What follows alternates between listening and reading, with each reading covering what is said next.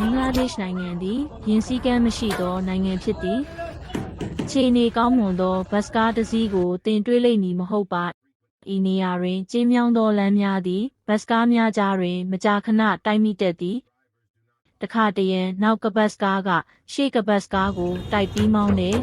ယင်းစည်းကမ်းမလိုက်နာရခြင်းမှာဘတ်စကားအများစုသည်ပုဂ္ဂလိကပိုင်ဖြစ်ပြီးဘတ်စကားများအကြားပို့တိုက်မှုများမှာခရီးသည်များပြိုင်ဆိုင်မှုများကြောင့်ဖြစ်သည်